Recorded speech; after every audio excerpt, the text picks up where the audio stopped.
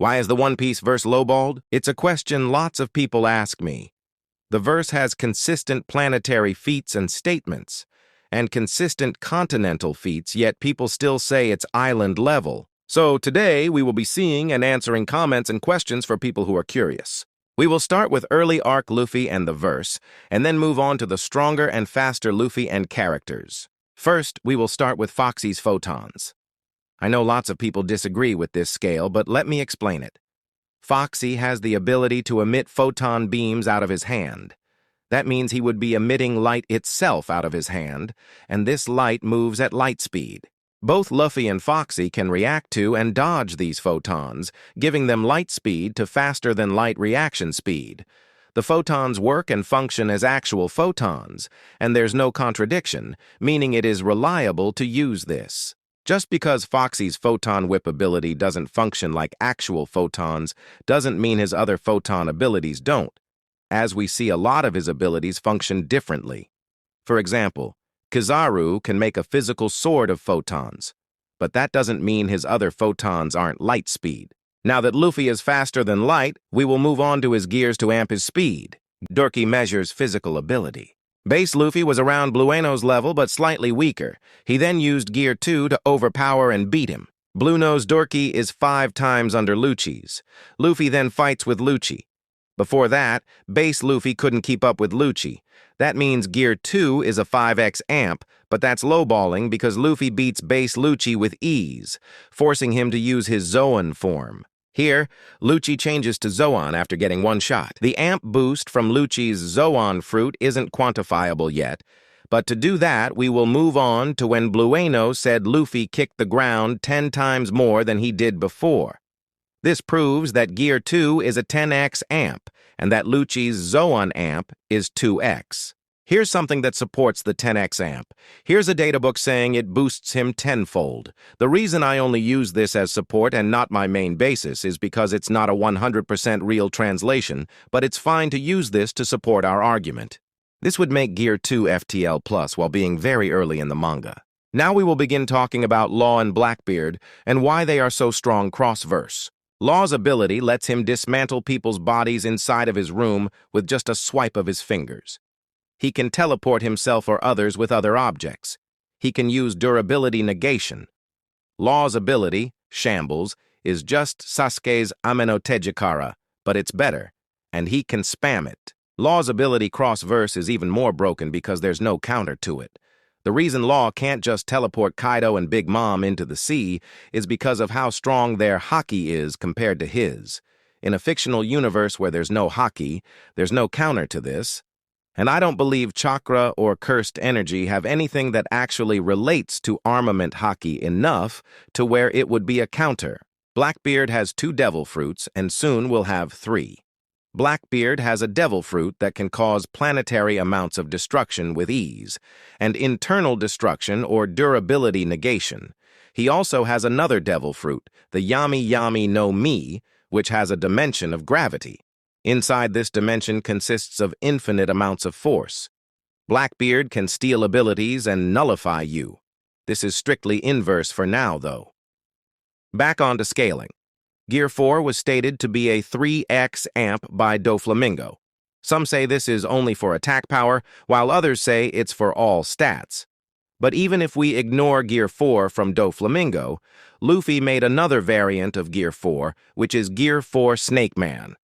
This form uses about the same amount of haki, but is focused on speed instead of attack power, just like how Gear 4 Tank Man is focused on durability.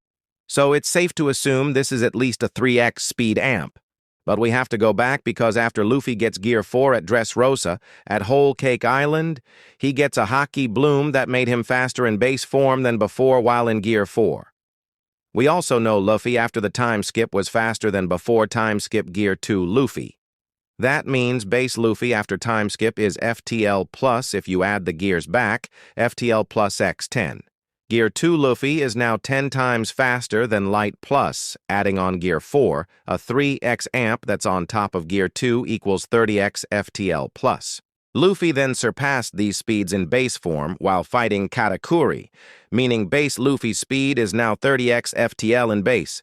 Restack Gear 2, 10x 30x FTL plus equals 300x FTL plus equals 900. Gear 4 Luffy at WCI is now 900x FTL plus.